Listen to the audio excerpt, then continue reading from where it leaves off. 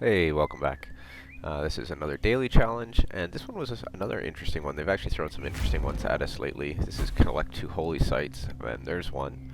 Normally you'd want to sit there because you want to get the first one and maybe expand and attack the next one, but it just so happens there's no food, so there's no way to hit level 2 town on this one except for that 4 square, so we have to go there. This will open an interesting line trying to find animal agriculture. Well, really any tech will do it, but we're going to want to upgrade animal agriculture anyways. So we're going to go do that because we're going to want to mobilize.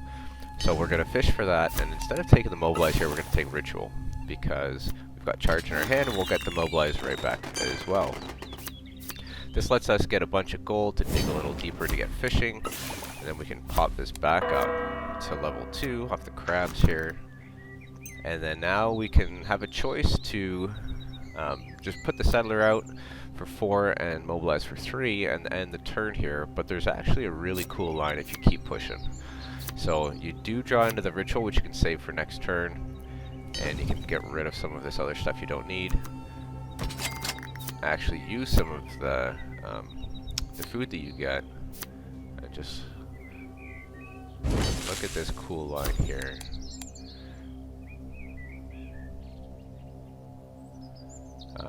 That's right there. So we can actually get more gold here in order to forage again, get extra food, sell one, grab that science, pick up the harbor now. Like, what a crazy first turn this is. And then now we can food out the settler. Now, I need all these cards. So we're gonna draw again, and there's the woodsman that we can get rid of. So really interesting line. Took a while to find this one, but this one will actually give us a little bit more points, and interestingly enough, it's actually going to, if I put the ritual away here so that it does not get shuffled in, that's really important. We get a new RNG line where we get stone on turn 2. And then we can also forage that stone there, but we surprisingly won't even need to. This RNG line is so crazy that we're actually not going to even need to forage the stone. Because again, the goal is to build a bunch of wonders in this in the 3rd or 4th turn. So now we're just ditching some more stuff. We're going to ritual a bunch of times here. Ritual is just such a crazy card, and I don't think a lot of people use it to its full advantage. And look at that harbor. So that is one of the craziest things about this line, is that harbor gives you 2 stone now.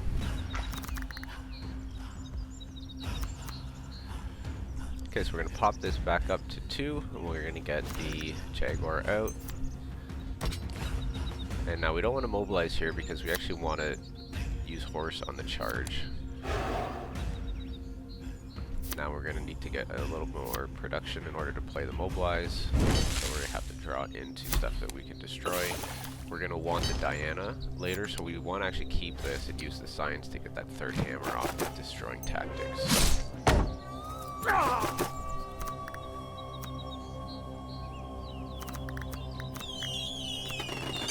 Now this is the interesting part with this line, is those 2 luxury hits, they both hit, and they're actually going to do something really interesting with the harbor next turn. So instead of trying to dig to build a lighthouse this turn, we don't need to. And we're going to do it all next turn. We're going to actually build 3 wonders next turn. And look at this, we get another offer of stone.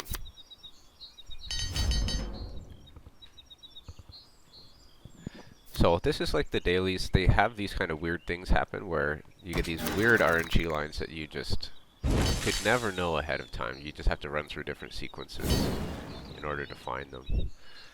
So the goal this turn is actually just to find enough hammers.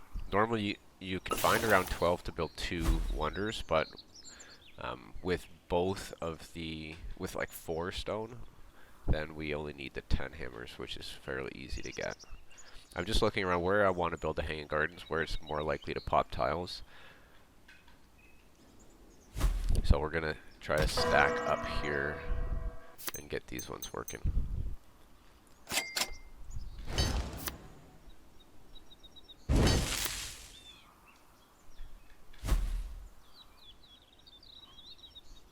I was first thinking, I think I'm working some water tiles, I could move it down, but it doesn't matter. We're not actually trying to get the gold out of the water tile, we're just trying to get the culture.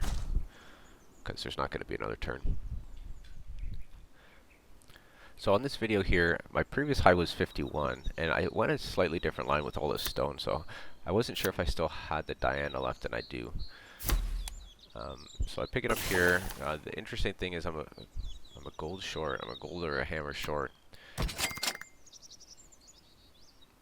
So I'm trying to think, what did I play? Did I play the forage yet? And I know I actually didn't play forage yet this turn. So I know the last card's forage. I'm looking to see if I have extra points. What do I need to forage? Food or luxury? You know, can I pop an extra city population tick up and get an extra point that way? So I'm trying to figure out what to forage, but I'll go ahead and draw it. I know it's there in the last card. So I know I can get the Diana down, so that's a 3 wonder turn on the last one. I'm pretty sure this is a high score, so I'm really, really being careful here to make sure I can maximize the stuff in the trade.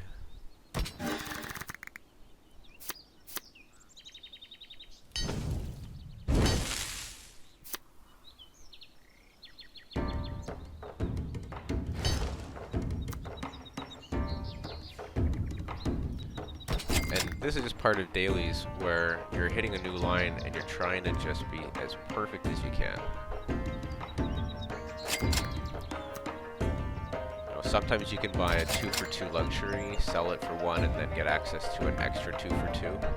So I'm just double checking, but that's a 3 for 2. I don't think I need or can do it, but I can grab it here. I could use the 1 gold one, and then I can always sell the 2 gold one, but actually I believe they're both 1 here.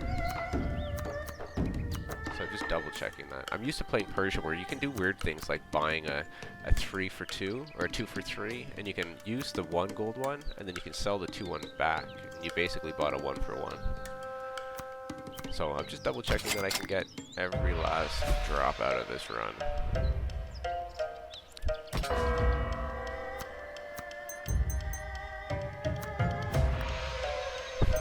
We basically have an extra food, nothing really to do with it. Now actually, that's kind of not true. I think I could have played this slightly differently. I always claim this last because if I get luxury procs, I don't want it filling that luxury bar. I usually want to proc it on cities. But I think there's potentially a way that I could have prevented the revolt. I don't think it mattered. So this was a 55 point. There might be an extra point in there somehow. But what a crazy line with a stone there, and it gave 4 points. So just that random thing of getting stone on turn 2 and 3 is worth 4 points. So, thanks for watching. See you on the next one.